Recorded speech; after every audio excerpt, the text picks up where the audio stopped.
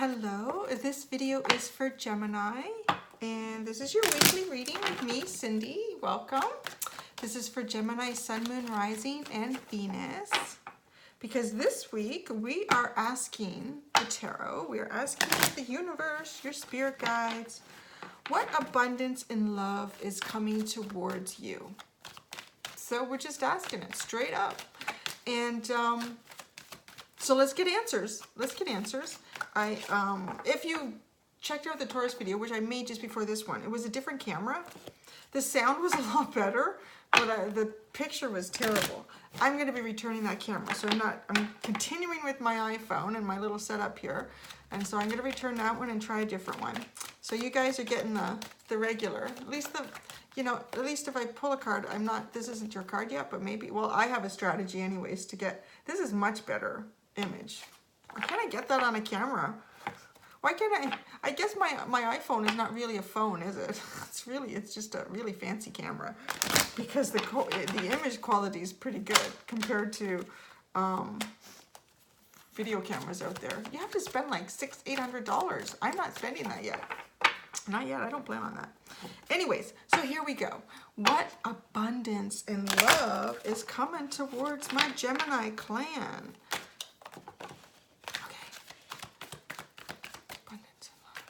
Abundance and love for Gemini. Abundance and love for Gemini. Jeez, someone wants to come out, but it hasn't come out yet. This card will be coming out for Gemini. Abundance and, oh, there we go. Ooh, a lot. Everything you ever wanted. This Sun card, my dears. That's nice. So we got the Sun. I would also call that Taurus energy, like for this is my energy oracle deck. The underlying card is hostilities. Interesting. That's underlying.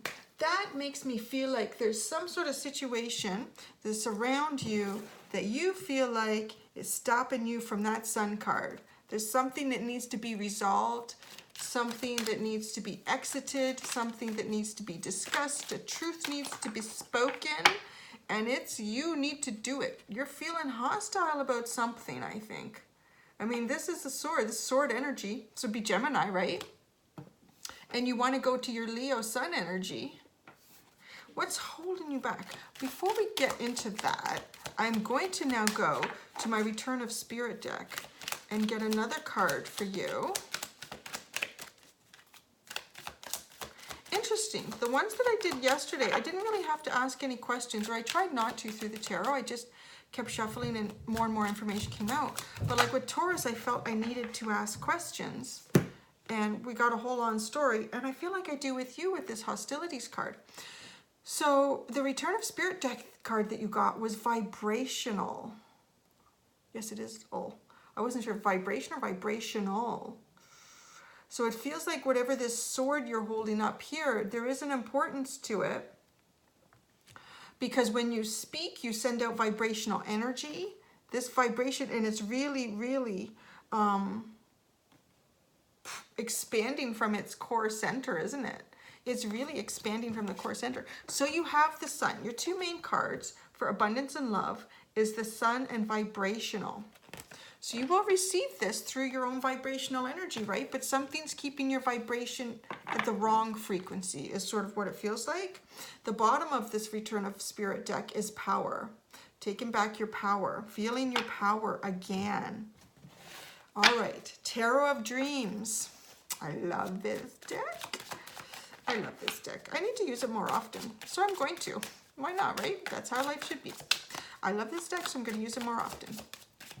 Lots of esoteric stuff, and I'm trying to be one of those people that is involved in understanding that esoteric stuff with this deck. So hostilities.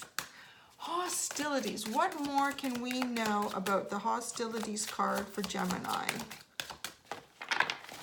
What more can we know about the hostilities card for Gemini? What more can Gemini know? What does Gemini need to know? There we go. Ask the right question. What does Gemini need to know about... Did you see that? Oh, wow. Ooh. Okay, you need to know to have faith. Have faith. but this is also about, it's interesting, it's Taurus energy too, but grounding yourself. So you kind of get that with Taurus energy, very grounded, very stable. Maybe feeling a little bit, you know, we're talking about vibrational. So you're going to get the sun if you're at the right vibrational frequency. Your frequency kind of needs to be the same, because the sun, whatever it is that you want, is at a high vibration. It's really good energy. So you need to get into that space. Whatever's affecting you, you're allowing it to affect you, is the message that I'm getting. You're allowing it to affect you. And you do have the power to go into this zone, into this energy. Take some time. You know, I'm always getting that with everyone, is to have a little meditation practice. Just get some peace, some quiet in the mind, and calm yourself. I'm getting an interesting message. It's a Beatles song, Let It Be. So I'm getting that in my head. Yeah. So, okay. Yeah, because when there's something you just can't seem to solve or figure out, let it be, let it play out, but make just, you know, it's going to play out in the right direction if your vibrational energy is up, is kind of brought up a bit. This hostilities card, you know what's interesting? What's under it is the storm warning card. That's underneath the hostilities card, and it's as if you feel that there is a need for a storm to come through, but I'm getting a different message. I'm getting a different message that by having faith in the situation and just knowing that, you know, putting yourself in the right vibrational energy, the storm doesn't necessarily have to come through. Everything you want will happen, but without the storm. That would be nice, wouldn't it? Like, almost like without the tower moment. Everything you want will happen, but just without the tower moment. Okay, well, let's take that and embrace that. That would be great. Oh, yeah. Seven of Wands. Yeah, I'm really feeling like you're in this energy, like you have to battle for something. There's Leo. So there's that sun energy. You're really feeling like you have to battle for something here. There's something that you desire. You feel like it's being held back from you, or you're holding something back to protect what it is that you desire. Let's get a teeny tiny tarot deck here, the teeny tiny tarot, and let's see why does it feel like for Gemini that they really need to battle something here? Ooh, because it's the Four of Wands. Feels like you're trying to go towards this, but something is holding you back. Something is holding you back. And the Four of Wands is a connection, a very deep connection with someone. It's like a lifetime partner kind of connection. It's happy endings, happily ever after. Yeah. So why? Why does this feel like a battle? Well, I don't know. I'm being told it's, again, that it's not. It's not to be a battle. It's just to go through quickly. Go in with your desires. This energy is just dying to come in for you really quick and fast. If you just get your vibrational energy where it, you know, meets this situation, this desire of what you have, it's going to come in quite swiftly. It's going to come in quite swiftly. What is Spirit's recommendation for Gemini with this hostilities card? Oh, Page of Pentacles. Or Knave, sorry, Knave of Pentacles, which is, well, it's actually the same as the Page. So grounding, the recommendation is a new approach to, which is grounded. Try to allow some of this air and fire energy that seems to be coming through with, you know, this card. Even though this is Taurus, this is a lot of red hot. It's almost like this person is calming that down with that grounding. Right here, Leo, the lion energy, you don't need to fight for this the way you think you should. It's actually, ooh, that's interesting. So I'm sort of getting the message that if you do fight for this in the way that you're feeling right now, you may get it, but you may not keep it because you're not going to be meeting it at the right vibrational level or energy that you should. So it won't be starting this off, this sun, this hope, maybe this relationship, whatever it is, it won't be It won't start off with good energy. You need to let it play out and ground yourself and get yourself at that energy level so that the two come together and it's sustainable and it grows. Oh, I almost put your Knave of Pentacles away there.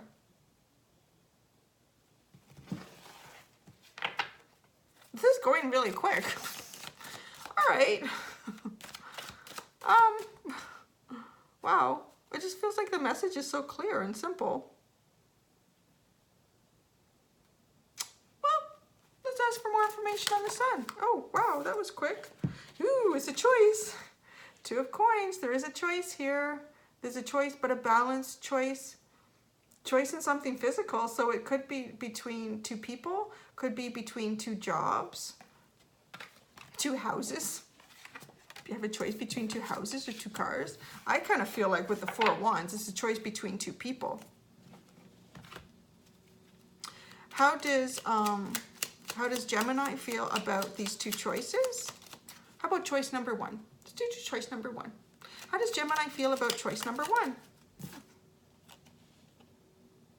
The Queen of Swords. So the first choice makes you feel like there's deep connection to truth in choice number one. There's deep connection to truth. There's an expression of truth in choice number one. There's an expression of truth in choice number one.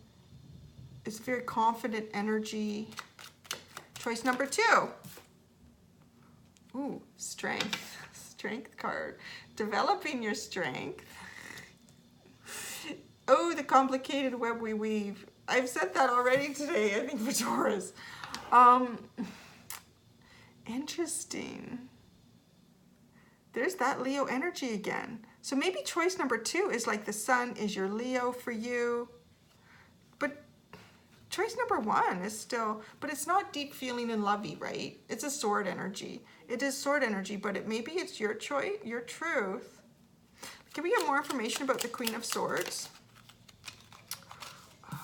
There's a death here. There is an ending that is needed. So that's probably the hostilities that you're feeling here.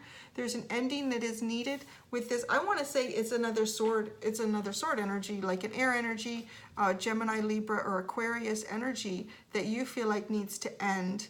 This needs to end is choice number one. What happens with the death card for choice number one? What comes after the death card for choice number one?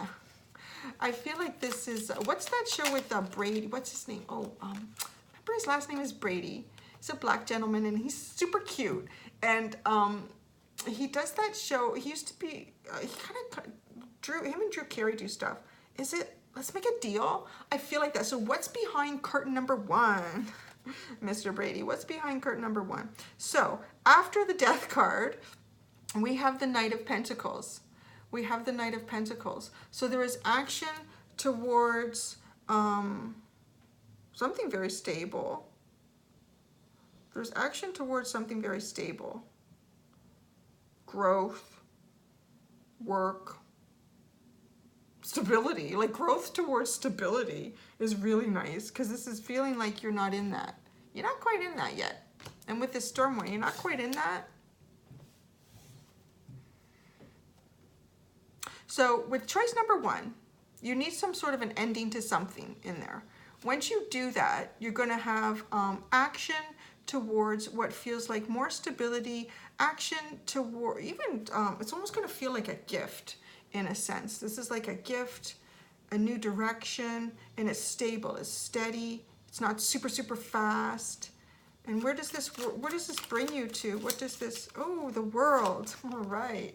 Okay. So for some of you, it feels like when you let choice number one go, you're going to have really good opportunities coming through. Really good opportunities coming through. How do they let this death card come through? What is the recommendation for this death card? Oh, the Wheel of Fortune. That's interesting. Because to me, it doesn't feel like you should take a lot of action on like making this death, this end to this situation happen. So we have the wheel. Oh, of course, let it happen on its own. Let the wheel spin for you. Why did it take? You guys probably had that figured out before me. I was overanalyzing it. So of course, because the Wheel of Fortune is how you know, the universe spins it out. Let the universe spin it out, and it's going to come to an end on its own for you. Okay, so that was choice number 1. Choice number 2 is bringing you strength, is bringing you your Leo, your sun energy. Everything fall down. Okay, what comes after what comes after the strength card on choice number 2? What comes after the strength card for choice number 2? What comes after the strength card for, oh, something flipped here. Oh, 7 of Wands. 7 of Wands. So there is, well, you know what? It's actually kind of good because this person is standing on higher ground. They're standing on higher ground, and they're the individual in this image. So their individuality, in a sense, and their desires on that individual basis, I feel like have been reclaimed. They've sort of won. There was some sort of battle. Oh, you had that here, right?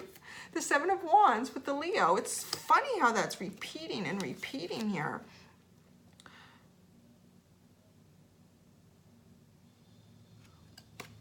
I want to do another card here. I want to do one more card. The Hanged Man. Okay. I'm getting this feeling that both choices you want to let go of. That's a funny feeling. You have to look at choice number 2 in a new perspective. Once you've sort of regained your individuality, maybe you've lost that sense somehow. Maybe you're involved in maybe you have 2 different relationships, and you almost feel like you want to get both of them. You want them both to go. One could be romantic, one could be friendship, one could be like work, one could be, because we are talking pentacles, the person is standing there holding 2 pentacles up. So it could be work, maybe you have 2 options. For some of you though, with the 4 of Wands, it does feel like a deep soulmate connection here. So there's a lot of different people coming into these videos now. So there's going to be a couple different sides to the stories, how this plays out. So if you do look at this choice number 2, you regain your individual desires, you're on higher ground, able to look at things from a new perspective. Where does that set you up? Where does that set you up? Oh, it sets you up. Great. So the Knave of Wands, it sets you up with the Knave. Oh, it sets you up with your, yeah, okay. I'm feeling that. At first, I was just assuming, okay, so this is you're holding your wand. No, this is someone who wants to start something new with you, in terms of desires and happiness. For some of you, it might be like, yeah, you're standing there with your own wand, you really own that. I would feel that more strongly if a sword card had come out, but some of you might have, or probably do, have fire energy at different parts of your chart. That's interesting. Where does this Knave of Wands lead? Where does the Knave of Wands lead? Where does the Knave of Wands lead here? Well, you're going to finally leave what it is that's not serving you. That's really the message that I'm getting here. You're going to finally leave that situation that is not serving you. And they're moving. This person's really moving. Actually, look at them. They're not, like in all these other 5 of Pentacle cards, they're often like huddled and looking back. And that person is not doing that, are they? I'm on my way. I am going out of here. I'm out of here, babe. I'm going for it. Okay. Oh, I wanted to do one more, and then we got the Knave of Chalices. So there is some new feelings down that road. Oh, and at the bottom, absolutely, brand new. So there you go. Choice number 1 and choice number 2. Mr. Brady Energy, thank you for coming in for that reading. Let's do, what are we at here for time? Wow, your video has actually gone really fast. It's kind of like Gemini energy. Let's get the questions and the answers out, and now we're good to go. Okay, I'm just double checking on anything here. I think like we got a ton of cards. Like when I count all the teeny tiny tarot decks, 1, 2, teeny cards from the small tarot deck. 1, 2, 3, 4, 5, 6, 7, 8, 9, 10, 11, 12, 13, 14, plus the big ones, 15, 16, 17. We got 21 cards that have come out in this reading, counting the oracles and the tarots. Oh, the bottom of the big tarot deck is the wheel card. So let it play out. Let it play out. The death to whatever it is you're wanting to make an ending to is going to happen on its own. It will happen. And whatever the second choice is, it's going to bring you new beginnings.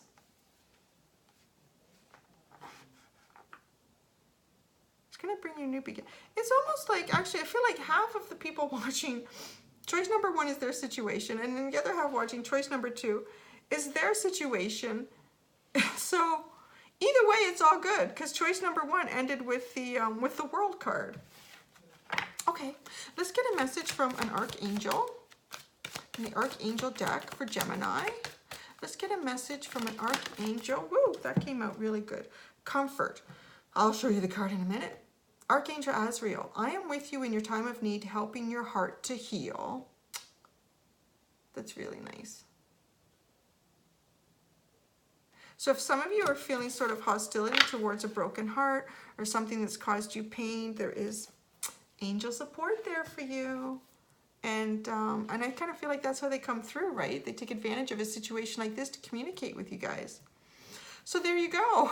That was Gemini for the abundance and love coming towards you. I'm sort of recapping it. It feels like getting your vibrational energy up to what it is you imagine, what it is you want to feel like in whatever that situation is that you hope and dream for. Just keep imagining yourself in that energy and feeling that, and things will just happen naturally. There's no need for, I guess, this hostile battle or this battle of words or wits or whatever it is. It will clear itself out and you will get what the universe wants to bring to you. All right. Thank you so much, Gemini. Thank you for tuning in, and take care of yourselves. And until next week, bye.